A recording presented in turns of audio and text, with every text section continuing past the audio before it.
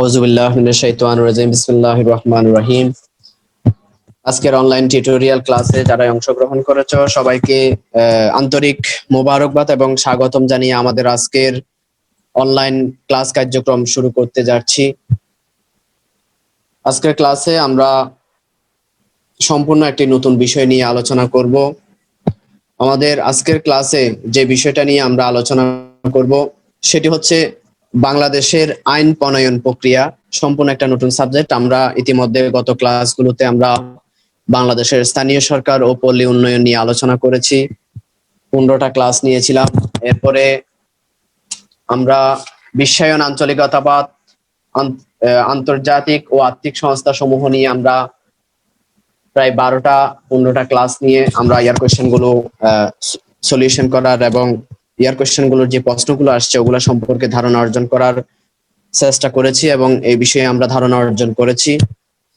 আজকে আমরা সম্পূর্ণ একটি অনার্স 4th ইয়ারের একটা নতুন সাবজেক্ট বাংলাদেশের আইন প্রণয়ন প্রক্রিয়া, যেটার সাবজেক্ট কোড হচ্ছেন 241913।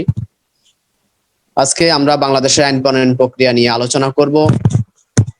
তো আমরা বাংলাদেশের আইন প্রণয়ন প্রক্রিয়া নিয়ে আলোচনা করতে গেলে আমরা যে জিনিসটা সর্বপ্রথম জানতে পারি যে বাংলাদেশের আইন প্রণয়ন প্রক্রিয়া, আইনসভা, এই বিষয়টি একদিনে গড়ে ওঠেনি। বাংলাদেশের আইন প্রণয়ন প্রক্রিয়া নিয়ে এটা ধীরে ধীরে ব্রিটিশ শাসন আমল থেকে ইস্ট ইন্ডিয়ান কোম্পানির পর অবসানের পরবর্তী সময় থেকেই মূলত ব্রিটিশ শাসনের পর থেকেই মূলত ক্রমান্বয়ে এটা ক্রমবিকাশ হয়েছে আইন প্রণয়ন প্রক্রিয়া এবং আইনসভার। তো স্বাধীন বাংলাদেশের মূলত রয়েছে একটি গৌরবোজ্জ্বল ইতিহাস। বাংলাদেশের আইনসভা, আইন প্রণয়ন প্রক্রিয়া ইত্যাদি বিষয় আলোচনা করলে এর সুদীর্ঘ ইতিহাস আমরা পর্যালোচনা করতে পারি।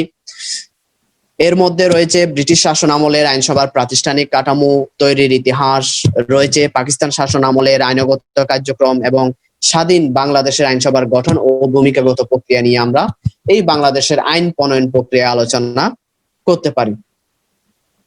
এবং সাথে সাথে আমরা আরেকটি বিষয় যে এই যে বাংলাদেশের আইনসভার যে প্রাতিষ্ঠানিক রূপ রয়েছে এটার যে ঐতিহাসিক ক্রমবিকাশ, এই ক্রমবিকাশ নিয়ে আমরা এর মধ্যে দেখতে পাই যে স্বাধীন বাংলাদেশের আইনসভার কাঠামো আলোচনা করলে দেখা যায় যে আইনসভার উদ্ভব, ক্রমবিকাশ ইতিহাস অনেক পুরনো। এই মহাদেশে আধুনিক পার্লামেন্টারি রাজনীতির গোড়াপতন ঘটে মূলত যে ব্রিটিশ ঔপনিবেশিক শাসনের মাধ্যমে।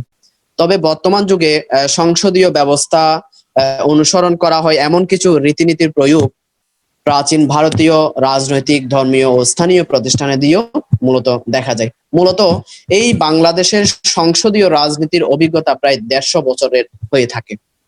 তো এই অবস্থার পরিপ্রেক্ষিতে আমরা বাংলাদেশের যে আইন প্রণয়নের ক্রমবিকাশটা কিভাবে হয়েছে সে বিষয়ে আমরা ধারণা অর্জন করব এবং যে আইন প্রণয়নের জন্য যে পার্লামেন্ট, সর্বপ্রথম আমরা জানি যে ব্রিটিশ পার্লামেন্টকে মাদার অফ পার্লামেন্ট বলে অবহিত করা হয়, যেটি 1865 সালে জন রাইট এই ব্রিটিশ পার্লামেন্টকে মাদার অফ পার্লামেন্ট বলে আখ্যায়িত করেছেন। এবং এই ব্রিটিশ পার্লামেন্টের মধ্য দিয়েও মূলত দেখা যাচ্ছে যে কি হাউস অফ লর্ডস এবং হাউস অফ কমন্স সভাকে নিয়ে মূলত এই ব্রিটিশ পার্লামেন্ট অর্থাৎ মাদার অফ পার্লামেন্ট গঠিত হয়ে থাকে। তো আমরা এই বাংলাদেশের আইন প্রণয়ন প্রক্রিয়া নিয়ে আমরা বঙ্গীয় আইনসভা এবং বাংলাদেশের আইন প্রণয়ন প্রক্রিয়া, ব্রিটিশ শাসনের আইন প্রণয়ন প্রক্রিয়া, কিভাবে ব্রিটিশ শাসন থেকে ধীরে ধীরে বঙ্গীয় আইনসভায় রূপান্তর হয় এবং বঙ্গীয় আইনসভার অবসানের ফলে কিভাবে পাকিস্তান রাষ্ট্রের সৃষ্টি হয়, পাকিস্তান রাষ্ট্রের পরবর্তী সময়ে বাংলাদেশ রাষ্ট্র সৃষ্টি হয়ে যে আইন প্রণয়ন প্রক্রিয়া এবং আইনসভা গঠিত হয় সে বিষয়ে আমরা ধারণা অর্জন করতে পারবো এই বাংলাদেশ আইন প্রণয়ন প্রক্রিয়া, বাংলাদেশের আইন প্রণয়ন প্রক্রিয়া নিয়ে, অর্থাৎ আমরা এই বিষয়ে আলোচনা করতে পারবো। তাহলে আমরা বাংলাদেশের আইন প্রণয়ন প্রক্রিয়া নিয়ে আলোচনা করতে গিয়ে আমরা যে প্রশ্নটি আজকে আলোচনা করব, একদম আমরা অল্প আলোচনা দিয়ে আজকে প্রথম ক্লাস শেষ করব। আমরা আজকের লেকচারের যে প্রশ্নটা আমরা আলোচনা করব, আজকের আলোচনার বিষয় সেটি হচ্ছে বঙ্গীয় আইনসভা বলতে কি বুঝো, একটা প্রশ্ন পড়ব। আর দ্বিতীয় প্রশ্ন পড়ব আমরা বঙ্গীয় আইনসভা গঠনের ক্রমবিকাশ আলোচনা করো। আজকে আমরা বাংলাদেশের আইন প্রণয়ন প্রক্রিয়ায় এই দুইটা প্রশ্ন নিয়ে আমরা আলোচনা করব। তো এই বঙ্গীয় আইনসভার ক্ষেত্রে আমরা দেখি যে আইন প্রণয়ন প্রক্রিয়ার ক্ষেত্রে অনেক ইতিহাস রয়েছেন। এই বঙ্গীয় আইনসভার পিছনে 1905 সালের বঙ্গভঙ্গ, এবং মল্লি মিন্টু সংস্কার আইন, 1935 সালের ভারত আইন, 1947 সালের আইন, এভাবে করে বঙ্গীয় আইনসভার সাথে অনেকগুলো বিষয় জড়িত হয়ে থাকে। তো বঙ্গীয় আইনসভা মূলত যখন 1858 সালে ভারতের ইস্ট ইন্ডিয়ান কোম্পানির অবসান ঘটে, এরপরে ভারতবর্ষে সরাসরি ব্রিটিশ পার্লামেন্টারীয় শাসন ব্যবস্থা শুরু হয়। অর্থাৎ আমরা দেখেছি যে 1600 খ্রিস্টাব্দে যখন ইস্ট ইন্ডিয়ান কোম্পানি নীলকর চাষ করার জন্য যখন ভারতবর্ষে আগমন করেন এবং পরবর্তী সময়ে ভারতবর্ষে যারা রাজা ছিলেন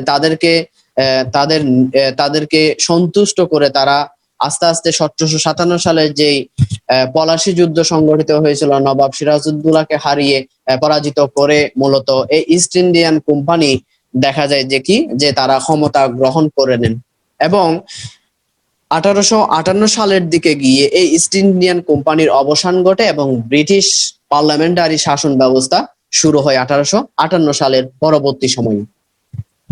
এবং এই বঙ্গীয় আইনসভার ক্ষেত্রে আমরা দেখতে পাই যে বঙ্গীয় আইনসভা কি, সে বিষয়ে আমরা আজকের লেকচারে আমরা একটু করে জেনে নিব যে বঙ্গীয় আইনসভা কি। যদি আমরা প্রশ্নে আসে তাহলে আমরা কিভাবে উপস্থাপন করতে পারবো। বঙ্গীয় আইনসভা, তো আমরা বঙ্গীয় আইনসভা যদি বলতে যাই তাহলে বলতে পারি যে কোম্পানি শাসনের অবসান এবং 1858 সালের মহারানী ভিক্টোরিয়া কর্তৃক ভারতের এবং প্রশাসনিক পরিবর্তন ঘটে থাকে। অর্থাৎ যখন ইস্ট ইন্ডিয়ান কোম্পানির অবসান ঘটে 1858 সালে, তখন মহারানী ভিক্টোরিয়া কর্তৃক ভারতের শাসনভার গ্রহণ করে থাকেন এবং তার মাধ্যমে যে আইন প্রণয়ন করা হয়েছিল ওই আইনের বেশ কিছু সাংবিধানিক এবং প্রশাসনিক পরিবর্তন ঘটে থাকে। সে থেকে শুরু করে 1947 সালের ব্রিটিশ রাজত্বের অবসান পর্যন্ত ঔপনিবেশিক সরকারের অন্যতম প্রধান লক্ষ্য ছিল ব্রিটিশ সাম্রাজ্যের স্বার্থ অক্ষুণ্ণ রেখে ভারতীয়দের ক্রমান্বয়ে শাসন প্রক্রিয়ায় সম্পৃক্ত করা। এই পরিপ্রেক্ষিতেই বিকাশ ঘটে মূলত বঙ্গীয় আইনসভার। অর্থাৎ যে জিনিসটা বোঝাচ্ছেন যে বঙ্গীয় আইনসভা কি, যখন 1858 সালে যে এই ইস্ট ইন্ডিয়ান কোম্পানির অবসান ঘটে তারপরেই মূলত আমরা দেখতে পাই যে ব্রিটিশ পার্লামেন্টারি শাসন ব্যবস্থা শুরু হয়। তো আমরা honours first year, second year, third ইয়ারের মধ্যে আমরা পড়ে এসেছি যে ব্রিটিশ সরকার তার শাসন ক্ষমতা দীর্ঘায়িত করার জন্য কি করেছিল, দীর্ঘায়িত করার জন্য তারা ভাগ করো শাসন করো নীতি গ্রহণ করেছিল। এবং যে সময়টাতে ভারতবর্ষের যে বাঙালি আছেন বঙ্গীয় অংশে, অর্থাৎ ভারতীয়দের মধ্যে যে বাঙালিরা ছিল, ওই বাঙালিদের যখন আন্দোলন তার জোরদার হতে থাকে, তখন ব্রিটিশ সরকার করেন কি যে কোনো না কোনো ভাবে তাদেরকে কিছুটা অংশ দিয়ে তাদেরকে সরকার কার্যক্রমে অংশগ্রহণ করিয়ে তাদের ওই আন্দোলন দমন করার চেষ্টা করেন। আমরা এর পরিপ্রেক্ষিতে আমরা দেখেছি যে কখনো বঙ্গভঙ্গের মাধ্যমে মুসলিম সম্প্রদায়কে তারা অগ্রাধিকার দিয়েছেন, আবার দেখা যায় যে কি 1905 সালে বঙ্গভঙ্গের মাধ্যমে মুসলমান সম্প্রদায়কে ঐক্যবদ্ধ করেছেন। আবার 1911 সালে আন্দোলনের চাপের মুখে পড়ে আবার বঙ্গভঙ্গকে পরিপ্রেক্ষিতে যে ব্রিটিশ সরকারের যে আইন ছিল, যে সংবিধান ছিল, ওই সংবিধানের মধ্যে ভারতীয়দেরকে, ভারতীয় বাঙালি যারা ছিল, ভারতীয় যারা ছিল তাদেরকে সন্তুষ্ট করার লক্ষ্যে এই ব্রিটিশ সরকার তাদের আইনের মধ্যে, সংবিধানের মধ্যে কিছু কিছু সংবিধান সংশোধনী করে এবং ব্রিটিশদের আইনসভার মধ্যে কিছু কিছু ভারতীয়দেরকে স্থান দিয়ে মূলত তারা তাদের যে রাজত্ব, তাদের যে ক্ষমতা, ওইটাকে দীর্ঘায়িত করার জন্যই মূলত কি করেছেন, এই বঙ্গীয় যে এই প্রক্রিয়াটা তারা গ্রহণ করেছেন। এই যে তাদের আইনসভায় ভারতীয়দেরকে অগ্রাধিকার দেওয়া, কিছু কিছু অংশ অগ্রাধিকার দেওয়া মাধ্যমে যে আইনসভা গঠন করা হয়, তারা ভারতীয়দেরকে অংশগ্রহণ করানোর জন্য প্রদেশে একটি আইনসভা গঠনের প্রস্তাব পেশ করা হয়। এভাবে করেই মূলত দেখা যায় যে কি যে এই যে প্রদেশে ভারতীয়দের স্থান দেওয়ার জন্য যে আইনসভা ভারতীয়দের প্রতিনিধিত্ব অগ্রাধিকার দেওয়ার জন্য প্রদেশগুলোতে, প্রদেশে যে আইনসভা গঠন করার যে স্বীকৃতি দেয় ব্রিটিশরা, সেটাকে বঙ্গীয় আইনসভা নামে অবহিত করা হয়ে থাকে। তো এখানে আরেকটি কথা বলা রাখা দরকার, সেটি হচ্ছে যে এই বঙ্গীয় আইনসভা যে শুধুমাত্র আইনসভার মাধ্যমে যে ভারতীয়দেরকে পরিপূর্ণভাবে অগ্রাধিকার দিয়েছেন তা নয়, মূলত এই বঙ্গীয় আইনসভা আন্দোলন দমন করার জন্যই মূলত ব্রিটিশ সরকার একটা পলিসি গ্রহণ করেছেন। যাই হোক, বঙ্গীয় আইনসভার যে প্রক্রিয়াটা ক্রমবিকাশটা একদিনে হয়নি। মূলত এই বঙ্গীয় আইনসভার বিভিন্ন ধাপ রয়েছেন, যে ভারতীয়দের আন্দোলন পরিচালনা করা, ঐক্যবদ্ধ হওয়া এবং রাজনৈতিক দল জাতীয় কংগ্রেস এবং মুসলিম লীগ গঠনের বহিঃপ্রকাশ আমরা এই বঙ্গীয় আইনসভা থেকেই মূলত ফলস্বরূপ আমরা পরবর্তীতে দেখতে পাবো। তো এই বঙ্গীয় আইনসভার সাথে বঙ্গীয় ব্যবস্থাপক সভা ও বিদ্যমান রয়েছেন। তাহলে বঙ্গীয় আইনসভা কি যদি আমরা প্রশ্নে আসে, তাহলে আমরা শুরুতেই প্রাসঙ্গিকতার যে বিষয়টা আমরা দিতে পারি যে 1858 সালে ভারতের ইস্ট ইন্ডিয়ান কোম্পানির অবসান ঘটে। এই সময় ভারতবর্ষে সরাসরি ব্রিটিশ পার্লামেন্টারি শাসন ব্যবস্থা শুরু হয় এবং বিভিন্ন সময়ে ভারত শাসন আইন পাশ হয়। এই আইনগুলোর অন্যতম লক্ষ্য ছিল সময়ের সাথে তাল মিলিয়ে ব্রিটিশ সাম্রাজ্যের স্বার্থ অক্ষুণ্ণ রেখে ক্রমান্বয়ে ভারতীয়দেরকে প্রশাসনিক কর্মকাণ্ডের সাথে সম্পৃক্ত করা। আর এই আইনের মাধ্যমে বঙ্গীয় আইনসভার জন্ম হয়। মূলত 1858 সাল থেকে 1937 সাল পর্যন্ত একাধিক আইনসভা গঠিত হয়। এদের মধ্যে অধিক গুরুত্ব বহনকারী আইনসভা হচ্ছে যে কি বঙ্গীয় আইনসভা, অর্থাৎ ভারতীয়দেরকে প্রশাসনিক কর্মকাণ্ডে সম্পৃক্ত করার জন্য 1858 সাল থেকে 1937 সাল পর্যন্ত একাধিক আইনসভা গঠনের তারা ব্রিটিশরা অনুমোদন দিয়ে থাকেন। কিন্তু সবচেয়ে কার্যকরী অর্থাৎ যে আইনসভা গঠন করে দেখা যায় যে কোনো না কোনো কারণে ওই আইনসভা কি হয়ে যায়, ভেঙে যায়, অর্থাৎ দীর্ঘদিন স্থায়িত্ব থাকতে পারে না। ফলে দেখা যাচ্ছে যে কি একটার পর একটা আইনসভা গঠন করা হয়, আবার ওই আইনসভা ভেঙে যায়। এবং এতগুলো আইনসভার মধ্যে সবচেয়ে প্রভাব বিস্তারকারী এবং কার্যকরী গুরুত্বপূর্ণ ভূমিকা পালন করেছেন বঙ্গীয় আইনসভা। এই বিষয়ে আমরা জানবো। তো বঙ্গীয় আইনসভাকে মূলত তিনটা পর্যায়ে স্টেপে আমরা যদি সংক্ষেপে আলোচনা করতে যাই, বঙ্গীয় আইনসভাকে তিনটা স্টেপে ভাগ করা যায়। একটা হচ্ছে বঙ্গীয় আইনসভা। এই বঙ্গীয় আইনসভার স্থায়িত্বকাল ছিল 1905 থেকে 1912, অর্থাৎ যখন 1905 সালের যখন 15ই অক্টোবর থেকে বঙ্গীয় আইনসভা যখন কার্যকর হয়, বঙ্গভঙ্গ যখন কার্যকর হয়, অর্থাৎ আমরা জানি যে 1905 সালের 1 সেপ্টেম্বর বঙ্গভঙ্গর ঘোষণা দেওয়া হয় এবং 1905 সালের 15ই অক্টোবর কার্যকর করা হয়ে থাকে। তাহলে 15ই অক্টোবর থেকে অর্থাৎ 15 ও 16ই অক্টোবর থেকে যখন বঙ্গভঙ্গ করা হয়, তখন 1892 সালের আইন অনুযায়ী প্রদেশের সংসদ পূর্ব বাংলা আসাম ব্যবস্থাপক সভা নামে অভিহিত করা হয়ে থাকে। অর্থাৎ বঙ্গভঙ্গের মাধ্যমে 1892 সালের যে আইন অনুযায়ী নতুন প্রদেশের সংসদ নামে যে একটা সংসদ ছিল, সেটার নাম পরিবর্তন করে পূর্ব বাংলা ও আসাম ব্যবস্থাপক সভা নামে অভিহিত করা হয়ে থাকে। যখন বঙ্গভঙ্গের সময় যখন করা হয়, তখন হিন্দু সম্প্রদায়রা এই বঙ্গভঙ্গের বিরোধিতা করতে থাকে। তো তখন এই সময় বঙ্গভঙ্গের প্রতিবাদে হিন্দুদের অধিবেশন হয়েছিল মাত্র 21 দিন এবং মাত্র 10টি আইনেতে কি করা হয়েছিল, পাশ করা হয়েছিল। অর্থাৎ এখানে যে জিনিসটা বোঝাচ্ছেন যে 16ই অক্টোবর 1905 সালে যখন বঙ্গভঙ্গ কার্যকর হয়েছিল, তখন দেখা যাচ্ছে যে যেই আইন পরিষদ ছিল, ওই আইন পরিষদের তখন ওই আইন পরিষদের নাম ছিল যে কি নতুন সংসদ, নতুন প্রদেশের সংসদ নামে পরিচিত ছিল।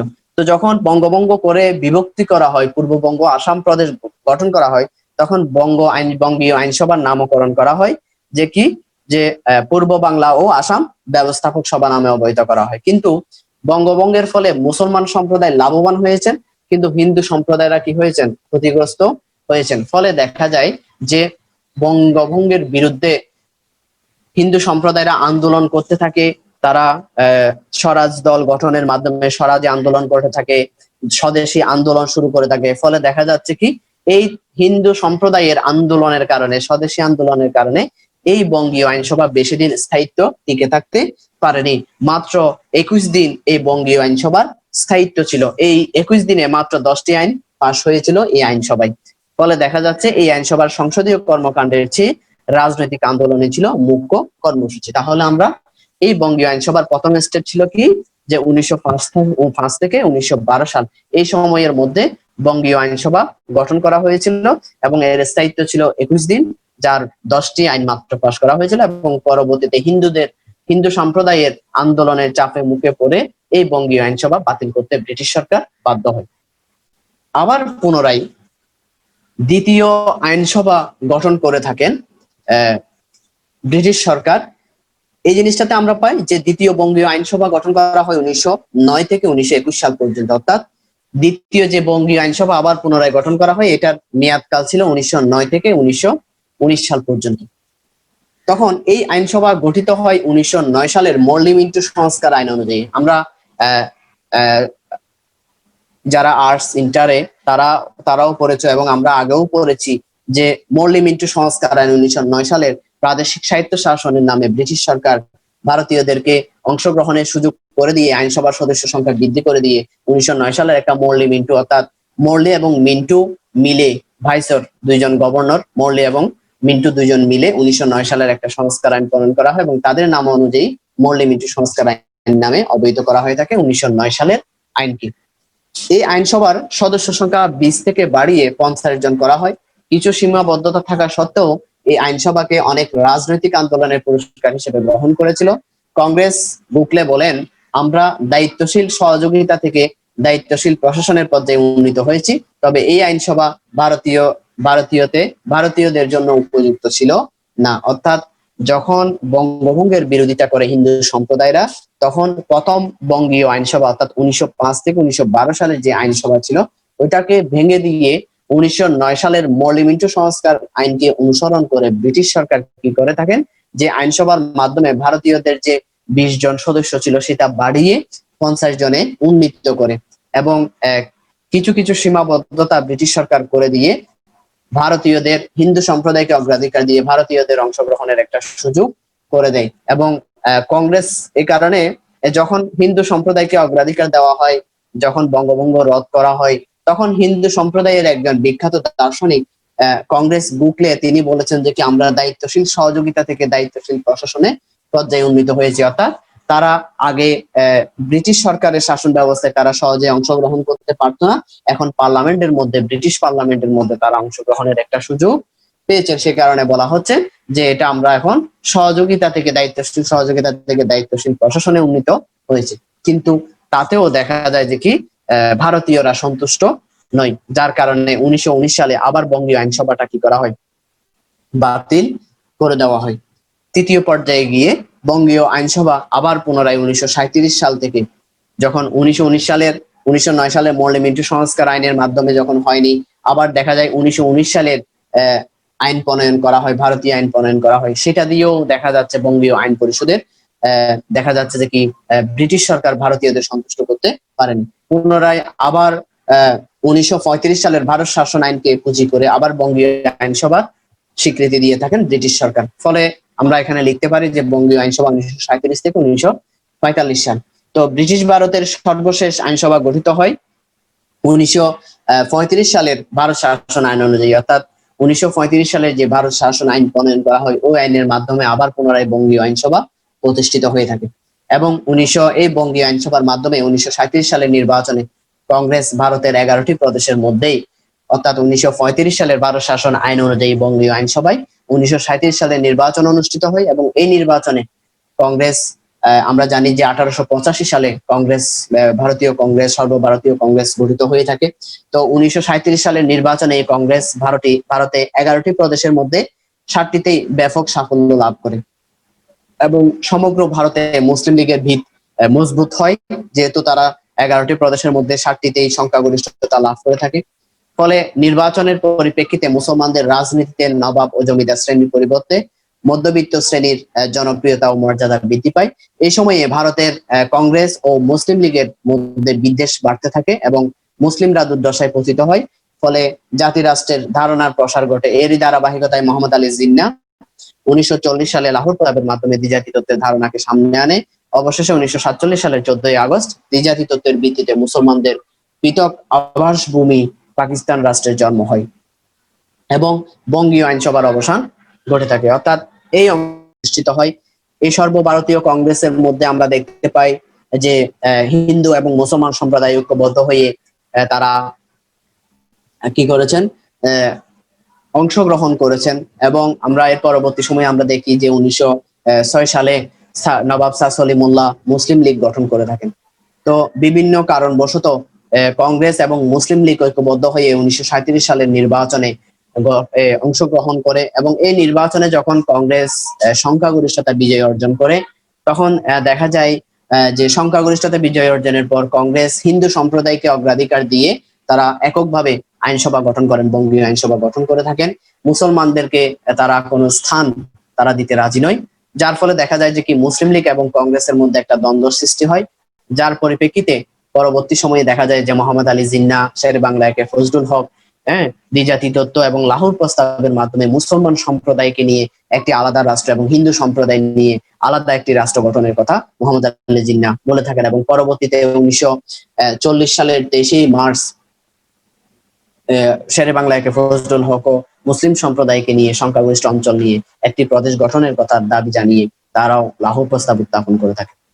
এভাবে করে দেখা যায় যে কি পরবর্তী সময়ে 1947 সালে মোহাম্মদ আলী জিন্নাহর দ্বিজাতি তত্ত্ব এবং লাহোর প্রস্তাবের উপর ভিত্তি করে 1947 সালের 14 আগস্ট মুসলিম সংখ্যাগরিষ্ঠ অঞ্চল নিয়ে পাকিস্তান রাষ্ট্রের সৃষ্টি হয়ে থাকে এবং হিন্দু সম্প্রদায় অঞ্চল নিয়ে ভারত রাষ্ট্রের সৃষ্টি হয়ে থাকে 1947 সালের 15 আগস্ট। এভাবে করে মূলত যে বঙ্গীয় আইনসভার পরিক্রমা ক্রমবিকাশ সৃষ্টি হয় এবং পরবর্তী সময়ে যখন পাকিস্তান রাষ্ট্রের সৃষ্টি হয়, পাকিস্তানের সংবিধান সৃষ্টি হয় এবং পাকিস্তান রাষ্ট্র থেকে বাংলাদেশ স্বাধীনতা লাভ করে 1971 সালের 16 ডিসেম্বর স্বাধীনতা লাভ করে 1972 সালের 16 ডিসেম্বর তারা বাংলাদেশের একটি সংবিধান প্রণয়ন করে থাকেন। তাহলে যদি আসে যে বঙ্গীয় আইনসভা কি, তাহলে আমরা এভাবে করে আমরা উপস্থাপন করে আমরা সমাপ্ত করব। আমরা বলতে পারি যে পরিশেষে এতটুকুই বলতে পারবো যে বঙ্গীয় আইন পরিষদ, সর্বশেষ বঙ্গীয় আইন পরিষদ মূলত গঠিত হয় 1935 সালের ভারত শাসন আইন অনুযায়ী। অর্থাৎ 1935 সালের ভারত শাসন আইনের আগে বঙ্গীয় আইনসভা, অনেক বঙ্গীয় আইনসভা গঠন করা হয়েছে। আবার রাজনৈতিক আন্দোলনের পরিপ্রেক্ষিতে বঙ্গীয় আইনসভার অবসানও ঘটেছে। কিন্তু 1935 সালের যে ভারত শাসন আইন প্রণয়ন করা হয়, যে বঙ্গীয় আইনসভা, ভারত শাসন আইনের মাধ্যমে বঙ্গীয় আইনসভা যে গঠন করা হয়, ওই বঙ্গীয় আইনসভা সর্বশেষ ভারত বিভক্তির আগ পর্যন্ত বিদ্যমান, পাকিস্তান এবং ভারত রাষ্ট্র সৃষ্টি হওয়ার আগ পর্যন্ত বিদ্যমান ছিল। তো সেজন্য বলা হচ্ছে যে এই 1935 সালের ভারত শাসন আইন অনুযায়ী উক্ত সময়কালে ব্রিটিশ ভারতের রাজনীতিতেও ব্যাপক পরিবর্তন সাধিত হয়। এই 1935 সালের বঙ্গীয় আইনসভার পরিপ্রেক্ষিতে ভোটাধিকার সব তৈরি করে থাকে এই বঙ্গীয় আইনসভার পরিপ্রেক্ষিতে। এভাবে করে মূলত কংগ্রেস এবং মুসলিম লীগ মানুষের মধ্যে জনপ্রিয়তা অর্জন করতে থাকে এবং সাথে সাথে 1937 সালের নির্বাচনকে কেন্দ্র করে কংগ্রেস এবং মুসলিম লীগের মধ্যে বিরোধ বিদ্বেষ বাড়তে থাকে মূলত। তো এভাবে করে মূলত এই বঙ্গীয় আইনসভার রাস্তা ধরেই, আইনসভার মাধ্যমেই মূলত পরবর্তী সময়ে বিভিন্ন আন্দোলনের সৃষ্টি এবং বিভিন্ন রাজনৈতিক দলের সৃষ্টি এবং এই রাজনৈতিক দল সৃষ্টির মাধ্যমে পরবর্তী সময়ে পাকিস্তান এবং ভারত নামক দুটি রাষ্ট্রের জন্ম হয়ে থাকে। তাহলে আমরা যদি বঙ্গীয় আইনসভা কি যদি আসে, তাহলে আমরা এইভাবে করে উপস্থাপন করে আমরা প্রশ্নটা শেষ করব। তো আমাদের দ্বিতীয় যে প্রশ্নটি আমাদের আজকে লেকচারে, যে বঙ্গীয় আইনসভার ক্রম বিকাশ গুলো কিভাবে হয়েছিল, বঙ্গীয় আইনসভার ক্রম বিকাশটা কিভাবে হয়েছিল সে বিষয়টা আমরা ধারণা অর্জন করবো এখন। তাহলে আমরা এতক্ষণ করেছি যে বঙ্গীয় আইন পরিষদ কি, এখন আমরা এই বঙ্গীয় আইনসভার গঠন যে হয়েছিল এটার ক্রম বিকাশটা কিভাবে হয়েছে সে বিষয়ে আমরা এখন একটু ধারণা অর্জন করব। তো এই বিষয়ে যদি আমরা বলতে যাই তাহলে বলতে পারি যে সর্বপ্রথম এই বঙ্গীয় আইনসভার গঠনের ক্রম বিকাশের সাল ছিল 1858 থেকে 1945 সাল পর্যন্ত। তাহলে বঙ্গীয় আইনসভা গঠনের ক্রম বিকাশের সময়কাল হচ্ছে 1858 থেকে 1945 সাল পর্যন্ত। তো এই বঙ্গীয় ক্রম বিকাশের সর্বপ্রথম যে ধাপ সেটি হচ্ছে বঙ্গীয় আইনসভা। এখানে হয়তো তোমাদের একটু কষ্ট হতে পারে, কারণ এটি হচ্ছে একটা ইতিহাস, কিভাবে আইনসভা গঠনের ইতিহাসটা কিভাবে সৃষ্টি হয়েছে, কিভাবে আইনসভা গঠন করা হয়েছে, আইন প্রণয়ন প্রক্রিয়াটা এসেছে, সেটার একটা ইতিহাস। তো আমি সংক্ষেপে উপস্থাপন করার চেষ্টা করেছি তোমাদের সুবিধার্থে। তো এই বিষয়গুলোর মধ্যে এই সালগুলো সেট হয়ে যাবে। তো বঙ্গীয় আইনসভা গঠনের ক্রমবিকাশের ক্ষেত্রে সর্বপ্রথম যে ধাপ সেটি হচ্ছে বঙ্গীয় আইনসভা 1861 থেকে 1892 সাল। তো এই সময়টাতে আমরা তাহলে কি দেখতে পাই, আমরা যদি আর্টিকেলটা পড়ি তাহলে দেখি, আমরা স্ক্রিনে দেখতে পাচ্ছি যে ঔপনিবেশিক প্রশাসনের নীতি নির্ধারণের প্রক্রিয়ায় ভারতীয়দের অংশগ্রহণ শুরু হয় মূলত 1861 সালের ইন্ডিয়ান কাউন্সিল অ্যাক্ট বাস্তবায়নের সময় থেকে। অর্থাৎ ঔপনিবেশিক প্রশাসনে নীতি নির্ধারণী প্রক্রিয়ায় ভারতীয়দের অংশগ্রহণ শুরু হয় 1861 সালের ইন্ডিয়ান কাউন্সিল অ্যাক্ট বাস্তবায়নের সময় থেকে। অবস্থায় অংশগ্রহণের সুযোগ লাভ করে থাকেন। তাহলে আমরা আনসারটা এভাবে দিতে পারি যে 1861 সালের ইন্ডিয়ান কাউন্সিল অ্যাক্ট। এখানে আরেকটা গঠিত হয়, তাহলে আমরা এখান থেকে এমসিকিউ পাই যে কি 1861 সালে। তাহলে আমরা এটা দিয়ে বুঝিয়েছেন যে কি 1861 সাল থেকেই মূলত ভারতীয়রা ব্রিটিশ প্রশাসন ব্যবস্থায় অংশগ্রহণের সুযোগ লাভ করে থাকে। এরপরে বলা হচ্ছে যে এই আইনে গভর্নর জেনারেলকে বাংলায় একটি সংসদ প্রতিষ্ঠার জন্য আদেশ প্রদান করা হয়। ফলে 18 জানুয়ারি 1861 সালে গভর্নর জন পিটার গ্ল্যান্ট এর অধীনে প্রথম ব্যবস্থাপক সভা প্রতিষ্ঠিত হয়। অর্থাৎ যখন ভারতীয়দেরকে অংশগ্রহণ করানোর জন্য প্রশাসন ব্যবস্থায় ব্রিটিশ সরকার বাংলার মধ্যে অর্থাৎ প্রদেশগুলোতে হ্যাঁ দিবস বলো 1861 সালে ইন্ডিয়ান কাউন্সিল অ্যাক্ট বাস্তবায়নের সময় থেকেই মূলত ভারতীয়রা ব্রিটিশ প্রশাসন ব্যবস্থায় অংশগ্রহণ করতে পারে এবং পরবর্তীতে ব্রিটিশ সরকার ভারতীয়দেরকে কিছু অংশ প্রশাসনে সুযোগ করে দিয়ে ভারতীয়দেরকে আন্দোলনকে দমন করার জন্য গভর্নর জেনারেল যিনি ছিলেন জন পিটার গ্ল্যান্ট এর অধীনে প্রথম ব্যবস্থাপক সভা প্রতিষ্ঠিত হয়ে থাকে 1861 সালের 18 জানুয়ারি। এবং 1861 সাল থেকে 1892 সাল পর্যন্ত স্থায়ী ব্যবস্থাপকের মধ্যে 4 জন ছিল বাঙালি, 4 জন সরকারি এবং 4 জন বেসরকারি কিন্তু ইউরোপীয় সদস্য। অর্থাৎ দেখা যাচ্ছে এই বঙ্গীয় আইনসভা 1861 সালের এই বঙ্গীয় আইনসভা গঠনের মাধ্যমে বাঙালিদেরকে দমন করার জন্য বাঙালিদেরকে প্রশাসনে অংশগ্রহণ করিয়েছে বলে মাত্র 4 জন বাঙালিকে এই বঙ্গীয় আইনসভার সুযোগ করে দেওয়া হয়েছিল। ফলে দেখা যাচ্ছে যে কি এই আইন পরিষদে বিভিন্ন আইন বিল পাশে কেন্দ্রীয় সরকার একচেটিয়া ক্ষমতা ভোগ করত। 1862 থেকে 1892 এই 30 বছরের মধ্যে মাত্র 49 জন বাঙালি প্রাদেশিক ব্যবস্থাপক সভার সদস্য হয়েছিল। অর্থাৎ যে জিনিসটা বলা হচ্ছে 1861 সালের যে বঙ্গীয় আইনসভা ব্রিটিশ সরকারের প্রস্তাবনায় গঠিত হয়েছিল, ওই বঙ্গীয় আইনসভার মধ্যে মাত্র প্রাতিষ্ঠানিককালীন সময়ে মাত্র 4 জন বাঙালি ছিল। কিন্তু 1892 সাল পর্যন্ত 1861 থেকে 1892 সাল এই 30 বছরের মধ্যে মাত্র 49 জন বাঙালিকে প্রাদেশিক ব্যবস্থাপক সভার সদস্য হওয়ার সুযোগ করে দিয়েছিল ব্রিটিশ সরকার। কিন্তু এই বঙ্গীয় আইনসভায় কোন আইন প্রণয়ন বিল পাশের ক্ষেত্রে মূলত ব্রিটিশ সরকারের একচেটিয়া ক্ষমতা প্রাধান্য বিদ্যমান ছিল। কেন? কারণ বাঙালিদেরকে শুধুমাত্র সদস্য হিসেবে করে রেখেছিল, কিন্তু গুরুত্বপূর্ণ যে বঙ্গীয় আইনসভার যে গুরুত্বপূর্ণ পদগুলো আছে ওই পদগুলোতে মূলত ব্রিটিশদের মনোনীত ব্রিটিশদের অনুগত সদস্যই বিদ্যমান ছিল, যার কারণে কোনো বিল বা আইন পাশ করতে গেলে এক কেন্দ্রীয় সরকার অর্থাৎ ব্রিটিশ সরকারের একচেটিয়া ক্ষমতা থেকে থাকতো। ফলে দেখা যাচ্ছে যে কি এইসব কারণে ভারতীয়দের মধ্যে অনীহা প্রকাশ হয়। পরবর্তী সময় 1892 সালে এই আইনসভাটাও কি হয়ে যায়, বাতিল হয়ে যায়। পরবর্তীতে আমরা যেটা পাই সেটা হচ্ছে বঙ্গীয় ব্যবস্থাপক সভা। এটা সময়কাল হচ্ছে 1905 থেকে 1912। অর্থাৎ 1892 সালে যখন এই বঙ্গীয় আইনসভা বাতিল করা হয় আন্দোলনের চাপের মুখে ভারতীয়দের অনীহার কারণে, পরবর্তী সময়ে আবার দ্বিতীয়বারের মতো বঙ্গীয় ব্যবস্থাপক সভা ব্রিটিশ সরকার গঠন করে থাকেন। কত সালে? 1892 সালের আইন অনুযায়ী, এবং তা স্থায়ী হয়েছিল 1904 সাল পর্যন্ত। অর্থাৎ 1892 সালে যখন বঙ্গীয় আইনসভা যখন ভারতীয়দের সন্তুষ্ট করতে পারেনি, তখন আবার পুনরায় 1892 সালে আবার দেখা যায় যে কি বঙ্গীয় ব্যবস্থাপক সভা গঠন করা হয়ে থাকে এবং এর স্থায়িত্বকাল ছিল 1904 সাল পর্যন্ত। এতে দেখা যায় সদস্য সংখ্যা 12 থেকে 20 জন করা হয়।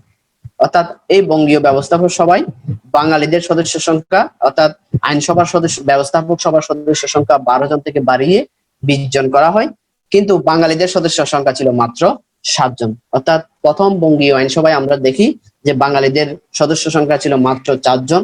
দ্বিতীয় বঙ্গীয় আইনসভায় 20 জনের মধ্যে বঙ্গীয় অর্থাৎ বাঙালিদেরকে প্রতিনিধিত্ব করার সুযোগ দেওয়া হয় কি কয়জন?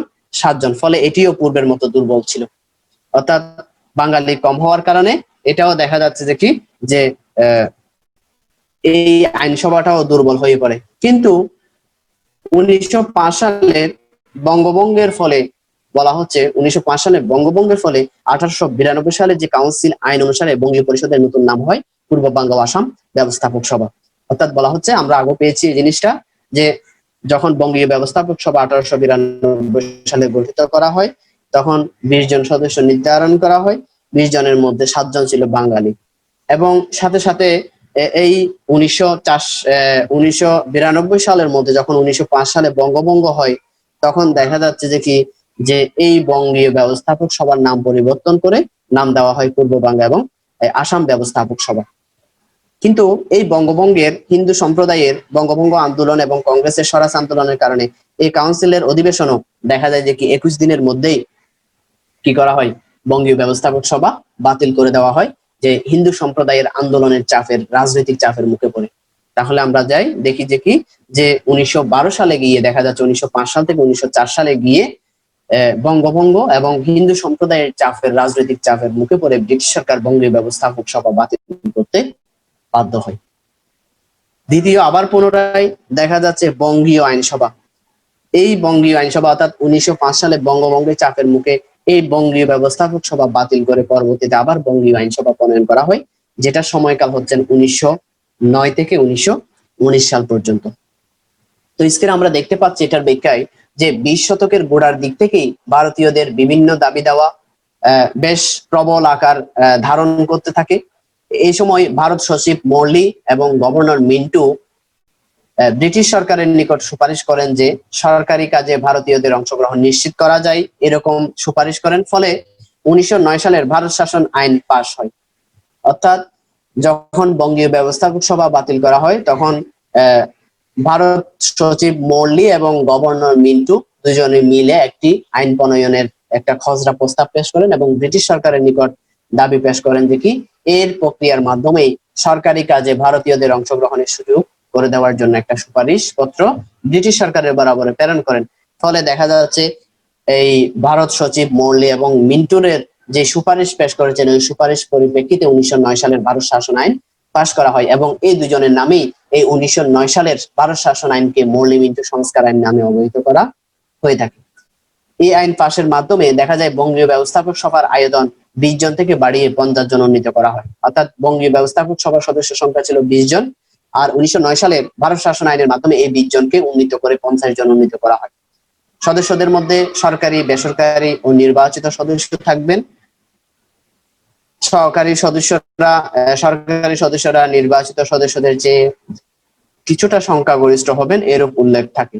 ফলে এই সভাও তেমন কোনো বড় ভূমিকা রাখতে পারেনি, তবে অনেকেই এটিকে ভারতীয়দের আন্দোলনের ফসল হিসেবে বিবেচনা করা হয়ে থাকে। অর্থাৎ 1909 সালের মৌলিক মিন্টু সংস্কার আইনের মাধ্যমে যে বঙ্গীয় আইনসভা গঠিত হয়েছিল, এই বঙ্গীয় আইনসভায় ভারতীয়দের অংশগ্রহণের সুযোগ দিয়ে থাকলেও, আইনসভার সদস্য সংখ্যা বৃদ্ধি করে থাকলেও দেখা যায় যে কি যে মূলত সরকারি যেসব সদস্য ছিল, ব্রিটিশ সরকারের যে সদস্যগুলো ছিল, ওদের সংখ্যাগরিষ্ঠতা বেশি ছিল এবং তাদের ক্ষমতাটা সবসময় বেশি ছিল। ফলে ভারতীয়দের যে বিভিন্ন দাবি দেওয়া সেটি কখনোই পূরণ হতো না। ফলে দেখা যাচ্ছে যে কি এই অবস্থার পরিপ্রেক্ষিতে দেখা যায় এটিও বেশি দিন টিকে থাকতে পারেনি। তবে 1909 সালের যে মৌলিক মিন্টু সংস্কার আইন প্রণয়ন করা হয়, এই সংস্কার আইন থেকেই মূলত বাঙালিদের অর্থাৎ ভারতীয়দের যে বাঙালি ছিল, ভারতীয়দের মধ্যে একটা আন্দোলনের চেতনা সৃষ্টি হয় 1909 সালের মৌলিক মিন্টু সংস্কার আইনের পরিপ্রেক্ষিতে। এরপরে চতুর্থ দাবে আমরা দেখতে পাবো যে বঙ্গীয় আইনসভা 1921 থেকে 1923 সাল। এর মধ্যে আমরা যে জিনিসটা পাবো 1921 সাল থেকে 1923 সাল। তাহলে বঙ্গীয় আইনসভা দ্বিতীয় যখন বাতিল করা হয় 1909 সালের এবং 19 সাল থেকে 1919 সালের যে মৌলিক মিন্টু সংস্কার আইনের মাধ্যমে যে বঙ্গীয় আইনসভা গঠন করা হয়েছে, এটা বাতিল করে দেওয়া হয়। পরবর্তী সময়ে আবার পুনরায় 1921 সাল থেকে 1923 সাল এই সময়কালের মধ্যে আবার বঙ্গীয় সভা গঠন করা হয়। এখানের মধ্যে আমরা কি দেখতে পাই? স্ক্রিনের মধ্যে দেখতে পাচ্ছি যে এই আইনসভার অভিনবত্ব হলো 1919 সালের আইন অনুযায়ী প্রদেশগুলোতে দ্বৈত শাসন ব্যবস্থা প্রবর্তন করা হয়। অর্থাৎ 1909 সালের যে মৌলিক মিন্টু সংস্কার আইন প্রণয়ন করা হয়, ওই সংস্কার আইন বাতিল করে দেওয়া হয় এবং বাতিল করে দিয়ে আবার ভারতীয়দের অংশগ্রহণ নিশ্চিত করার জন্য, ভারতীয়দের দাবি দাওয়া পূরণ করার জন্য 1919 সালে একটা প্রদেশ দ্বৈত শাসন ব্যবস্থা প্রবর্তনের মাধ্যমে 1919 সালের ভারত শাসন আইন প্রণয়ন করা হয়। এরপর আমরা দেখতে পাচ্ছি 1921 সাল থেকে 1923 সাল পর্যন্ত বিদ্যমান আইন পরিষদের সদস্য সংখ্যা বাড়িয়ে 140 জন করা হয়। অর্থাৎ আমরা দেখেছি যে 1905 সালের থেকে 1912 সালের যেই বঙ্গীয় আইনসভা ওইটাতে 12 জন থেকে 20 জনে করে। আবার বঙ্গীয় আইনসভা 1909 থেকে 1919 সালের যে বঙ্গীয় আইনসভা ওইটাতে 20 থেকে বাড়িয়ে 50 জন করা হয়।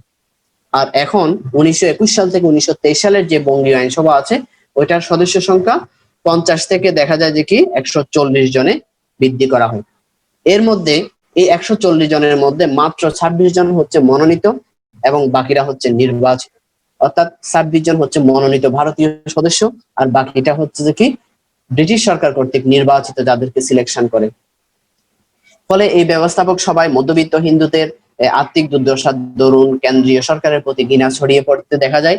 এছাড়াও অসামঞ্জস্যের অভিযোগে গান্ধীজির এই সংসদ বয়কট করেন। খেলাফত আন্দোলন, রাওলাট আইন, জালিয়ানওয়ালাবাগের হত্যাকাণ্ডকে কেন্দ্র করে মহাত্মা গান্ধী হিন্দু মুসলিম একত্রিত করে অসহযোগ আন্দোলনের ডাক দিয়ে থাকে।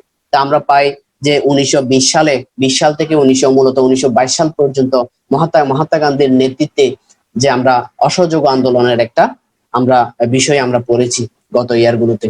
তাহলে যে দেখা যায় যে যে বঙ্গীয় আইনসভা প্রণয়ন করা হয় সেটাতে 140 জন সদস্য সংখ্যা বাড়ালেও দেখা যায় যে মাত্র প্রতিনিধি ভারতীয়রা 26 জন, বাকি সবগুলো ব্রিটিশ সরকারের সদস্য, মনোনীত সদস্য।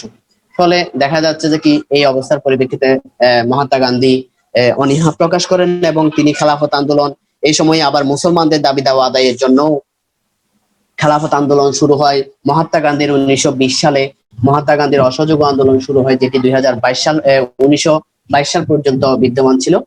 এইভাবে করে এইসব আন্দোলনের কারণেই মূলত যে 1921 সালে যে বঙ্গীয় আইনসভা গঠিত হয়েছিল 1919 সালের ভারত শাসন আইনকে পুঁজি করে, সেই বঙ্গীয় আইনসভাটাও বাতিল করে দেওয়া হয়।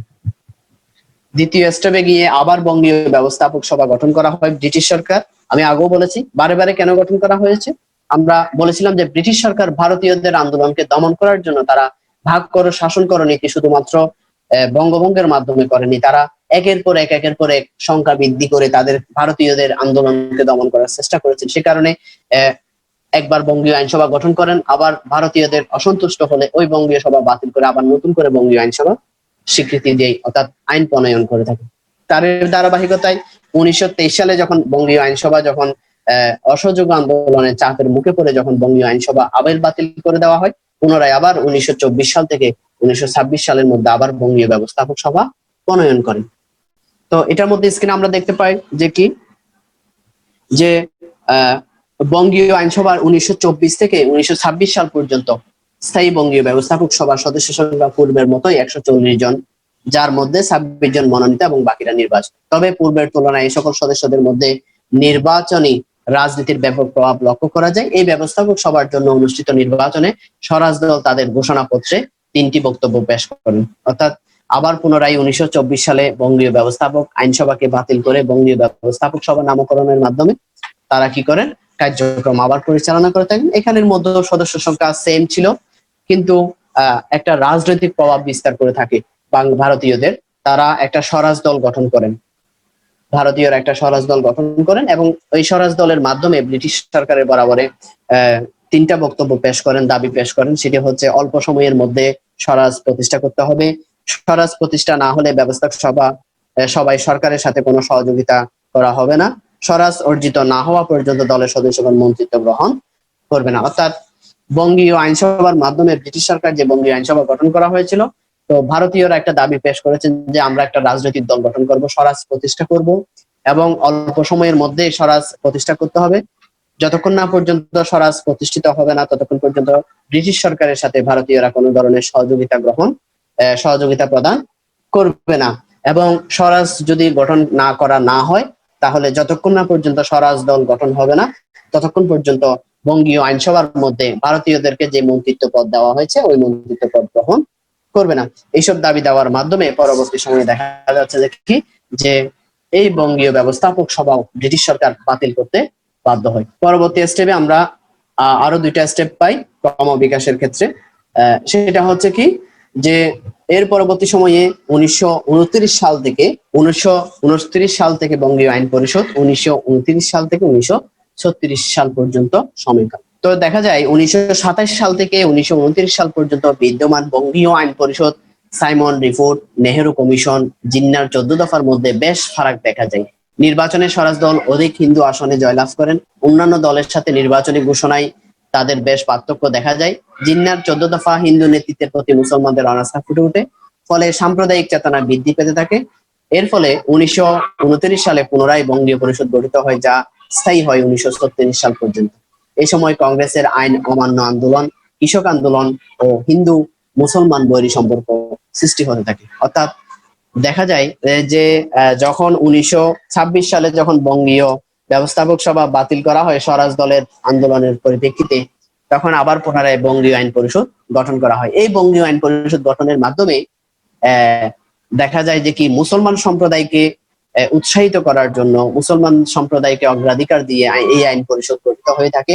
এবং এই বঙ্গীয় আইন পরিষদের মাধ্যমে মুসলমানদের বিভিন্ন দাবি দাওয়া যখন উত্থাপন হয়ে থাকে, পরবর্তী সময়ে আমরা দেখেছি যে 1937 সালের নির্বাচনের আগেও যে স্বরাজ দলের যে নির্বাচন ব্রিটিশদের মাধ্যমে করে, তখন দেখা যায় যে হিন্দুরা সংখ্যাগরিষ্ঠতা বিজয় অর্জন করে। এবং হিন্দুরা যখন সংখ্যাগরিষ্ঠতা বিজয় অর্জন করে, তখন মুসলমান সম্প্রদায়ের প্রতি বিদ্বেষ সৃষ্টি হয় হিন্দু সম্প্রদায়ের। এবং পরবর্তী সময়ে এই অবস্থার পরিপ্রেক্ষিতে মোহাম্মদ আলী জিন্নাহ যখন 14 দফা পেশ করেন নির্বাচনকে সামনে নিয়ে, 37 সালের নির্বাচনকে সামনে নিয়ে, তখন দেখা যায় যে কি 14 দফার মধ্যে সম্পূর্ণ হিন্দু এবং মুসলিম সম্প্রদায়ের যে বিদ্বেষ, সেটা একদম সামনে চলে আসে এবং ফুটে ওঠে। ফলে দেখা যাচ্ছে যে কি এই বিদ্বেষকে দমন করার জন্য হিন্দু মুসলমানদের ব্রিটিশ সরকার বঙ্গীয় আইন পরিষদ গঠন করে থাকেন 1929 সালে। তো 1929 সালে যে বঙ্গীয় আইন পরিষদ গঠন করা হয়, সেটা 1936 সাল পর্যন্ত বিদ্যমান ছিল। এবং এই 1936 সাল পর্যন্ত বিদ্যমান থাকার পরিপ্রেক্ষিতে এই বঙ্গীয় আইন পরিষদকে পুঁজি করে বিভিন্ন রাজনৈতিক দল গড়ে ওঠে। এবং 1929 থেকে 1936 সাল ব্যবস্থাপক সভার শক্তিশালী বিজয়ী দল স্বরাজ সংখ্যাগরিষ্ঠতা পেলেও মন্ত্রী পরিষদ গঠনে রাজি হয়নি। এই সভার বিশেষ দিক হলো 2 জন মুসলমান মন্ত্রীর নিয়োগ এবং কৃষক সংশ্লিষ্ট কিছু আইন প্রণয়ন। অর্থাৎ যখন নির্বাচনে জয়যুক্ত হয় মুসলিম হিন্দু সম্প্রদায়, তখন মুসলমানদেরকে মন্ত্রিত্ব দেওয়ার কারণে পরিপ্রেক্ষিতে হিন্দু সম্প্রদায়রা কি করে এটা মেনে নিতে পারেনি। ফলে এই বঙ্গীয় আইন পরিষদ তারা অস্বীকার করে হিন্দু সম্প্রদায়রা। ফলে দেখা যাচ্ছে যে হিন্দু এবং মুসলমান সম্প্রদায়ের মধ্যে বৈরী সম্পর্ক সৃষ্টি হওয়ার কারণে 1936 সালে এই বঙ্গীয় আইন পরিষদ আবার পুনরায় বাতিল করা হয়। যখন বাতিল করা হয়, আবার হিন্দু সম্প্রদায়কে উৎসাহিত করার জন্য আবার বঙ্গীয় আইন পরিষদ গঠন করা হয় 1937 সাল থেকে 1935 সাল পর্যন্ত সময়কাল। তো 1935 সালের যে ভারত শাসন আইন প্রণয়ন করা হয়, ওই 1935 সালের ভারত শাসন আইনের মাধ্যমে 1937 সালে একটা নির্বাচন অনুষ্ঠিত হয়। ওই 1937 সালের নির্বাচনে সর্বভারতীয় কংগ্রেস 11টি প্রদেশের মধ্যে 7টি প্রদেশেই ব্যাপক সাফল্য লাভ করে থাকে। ফলে ভারতবর্ষে মুসলিম লীগের অবস্থান সুদৃঢ় হয়। রাজনীতিতে মুসলিম অভিজাত শ্রেণীর পরিবর্তে মধ্যবিত্ত শ্রেণীর জনপ্রিয়তা বৃদ্ধি পায়। মুসলিম লীগ ও কংগ্রেস বিভেদের ফলে সাম্প্রদায়িক দাঙ্গা বৃদ্ধি পেতে থাকে। আমি আগেও বলেছি যে 1935 সালের ভারত শাসন আইনের মাধ্যমে যখন ব্রিটিশ সরকার 1937 সালে নির্বাচন প্রদান করে থাকে, ওই নির্বাচনে মুসলিম লীগ এবং কংগ্রেস সমন্বিত হয়ে তারা সংখ্যাগরিষ্ঠতা বিজয় অর্জন করে। 11টি প্রদেশের মধ্যে 7টি প্রদেশেই কংগ্রেস বিজয় লাভ করে থাকে। তো মুসলিম লীগ মনে করেছিল যে কংগ্রেস এবং মুসলিম লীগের সমন্বয়ের মাধ্যমে মন্ত্রিসভা গঠিত হবে। কিন্তু দেখা যায় পরক্ষণে 1937 সালে নির্বাচনে কংগ্রেস জয়যুক্ত হয়ে মুসলিম লীগের সদস্যদেরকে বাদ দিয়ে তারা এককভাবে মন্ত্রিপরিষদ গঠনের ইচ্ছা পোষণ করেন এবং মন্ত্রিপরিষদ গঠন করে থাকেন। ফলে দেখা যায় মুসলিম সম্প্রদায়ের মধ্যে হিন্দু সম্প্রদায়ের মধ্যে একটা বিভেদ সৃষ্টি হয়। এই অবস্থার পরিপ্রেক্ষিতে 1940 সালে লাহোর প্রস্তাব, দ্বিজাতি তত্ত্ব উত্থাপন হয়ে থাকে এবং পরবর্তী সময়ে বঙ্গীয় আইন পরিষদের পতন ঘটে। অর্থাৎ 1940 সালের লাহোর প্রস্তাব এবং দ্বিজাতি তত্ত্বের মাধ্যমে যখন হিন্দু সম্প্রদায় অর্থাৎ কংগ্রেস এবং মুসলিম লীগের মধ্যে যখন আন্দোলন চরম পর্যায়ে চলে যায়, তখন ব্রিটিশ সরকার মনে করেন যে এই হিন্দু সম্প্রদায় এবং মুসলিম সম্প্রদায়ের মধ্যে যে দ্বন্দ্ব সংঘাত সৃষ্টি হয়েছে, এই সংঘাত কোনোভাবেই নিয়ন্ত্রণ করা সম্ভব নয় একমাত্র ভারত বিভক্তি ছাড়া। তো পরবর্তী সময়ের অবস্থানে দেখা যায় যে কি যে বঙ্গীয় আইন পরিষদ ভেঙে দিয়ে লর্ড মাউন্ট ব্যাটেনের মাধ্যমে 1947 সালের 3 জুন তারা একটা পরিকল্পনা গ্রহণ করে থাকেন এবং এই 3 জুন পরিকল্পনার পরিপ্রেক্ষিতে পরবর্তী সময়ে 1947 সালের 14 আগস্ট পাকিস্তান রাষ্ট্রের মুসলিম সংখ্যাগরিষ্ঠ অঞ্চল নিয়ে পাকিস্তান রাষ্ট্রের সৃষ্টি হয় এবং 1947 সালের 15 আগস্ট হ্যাঁ, ভারতীয় হিন্দু সম্প্রদায়কে নিয়ে ভারত রাষ্ট্র সৃষ্টি হয়ে থাকেন। এভাবে করে মূলত ব্রিটিশ শাসন আমলে যে বঙ্গীয় আইন পরিষদ, এভাবে করে ধীরে ধীরে বঙ্গীয় আইন পরিষদের ক্রমবিকাশ শুরু হয় 1861 সাল থেকে, এবং 1945 সাল থেকে এসে বঙ্গীয় আইন পরিষদ আস্তে আস্তে ধীরে ধীরে স্তীমিত হতে থাকে। এভাবে করেই 1945 সালে বঙ্গীয় আইন পরিষদের পতন ঘটে থাকে। এটাই ছিল বঙ্গীয় আইন পরিষদের ক্রমবিকাশ। পরবর্তী সময়ে আমরা জানবো যে 1947 সালে পাকিস্তান রাষ্ট্র সৃষ্টি হওয়ার পরে বঙ্গীয় আইন পরিষদ তখন থাকবে না, কিভাবে সংবিধানের আইন প্রণয়ন প্রক্রিয়া, আইনসভার সৃষ্টি হয়েছে সে বিষয়ে আমরা জানতে পারবো। তাহলে আমরা বঙ্গীয় আইন পরিষদের ক্রমবিকাশের সমাপ্তিতে আমরা যে কথাটা আমরা উপস্থাপন করতে পারি সেটি হচ্ছে যে পরিশেষে এটাই বলতে পারি, বঙ্গীয় আইনসভার ক্রমবিকাশে 1858 সাল থেকে 1945 সাল পর্যন্ত বিদ্যমান বা চলমান রাজনৈতিক ঘটনাবলী বিশেষভাবে প্রভাব রেখেছে।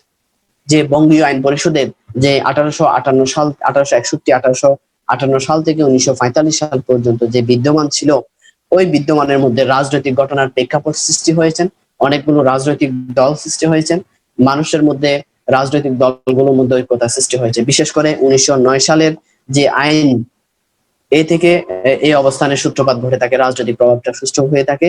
এবং ভারতীয় কংগ্রেস এবং 20 শতকের শুরুতেই জন্ম নেওয়া মুসলিম লীগ, এই দুটি রাজনৈতিক দল তাদের বিভিন্ন আন্দোলন কর্মসূচির মাধ্যমে ব্রিটিশ সরকারকে ভারতীয়দের ব্যাপারে ভাবতে বাধ্য করে। ব্রিটিশ সরকার চেয়েছিল ভারতীয়দের প্রশাসনে যুক্ত রেখে যতটা সম্ভব সাম্রাজ্যবাদী স্বার্থ অক্ষুণ্ণ রাখা, এবং ভারতীয় রাজনীতিবিদগণ নিজেদের অধিক পরিমাণে প্রশাসনে অংশগ্রহণের চেষ্টা চালিয়ে যাচ্ছে। ফলে বারবার বঙ্গীয় আইনসভার পরিবর্তন নজরে পড়ে। অর্থাৎ ব্রিটিশ সরকার, মোট কথা হচ্ছে ব্রিটিশ সরকার ভারতীয়দেরকে দমন করার জন্য ব্রিটিশ প্রশাসনে অংশগ্রহণের সুযোগ করে দিয়ে ভারতীয়দেরকে দমন করার চেষ্টা করে দিয়েছেন, এবং ভারতীয়দের দমনের মাধ্যমে ব্রিটিশ সরকার তার নিজের রাজত্বকে, নিজের শাসন ক্ষমতা সময়কালকে বৃদ্ধি করার চেষ্টা করেছেন। কিন্তু এই বঙ্গীয় আইনসভার মাধ্যমে যখন একটা সাংগঠনিক রূপ লাভ করে, তখন দেখা যায় যে কি ভারতীয়দের মধ্যে বিভিন্ন রাজনৈতিক দল গঠনের চেতনা সৃষ্টি হয়, যার পরিপ্রেক্ষিতে আমরা দেখতে পাই যে সর্বভারতীয় কংগ্রেস 1885 সালে গঠিত হয়ে 1906 সালে মুসলমান সম্প্রদায়ের অধিকার প্রতিষ্ঠা করার জন্য নবাব স্যার সলিমুল্লাহ মুসলিম লীগ গঠন করে থাকেন।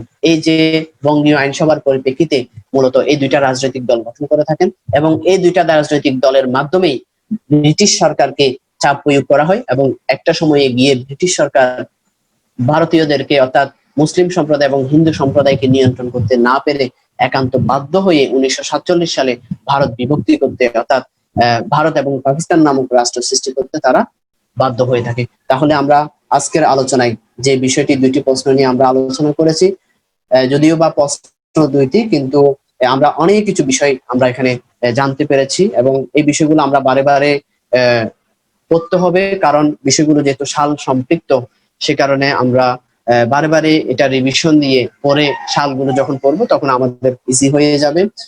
তাহলে আমাদের আজকে দুইটা প্রশ্ন নিয়ে আলোচনা করেছি, সেটা হচ্ছে বঙ্গীয় আইনসভা বলতে কি বোঝো, দ্বিতীয় হচ্ছে যে বঙ্গীয় আইনসভার ক্রমবিকাশ সম্পর্কে আমরা আজকে ক্লাসের মাধ্যমে ধারণা অর্জন করেছি। সর্বোপরি সবাইকে অসংখ্য ধন্যবাদ জানিয়ে এখানে ক্লাসের সমাপ্তি ঘোষণা করছি। আল্লাহ হাফেজ।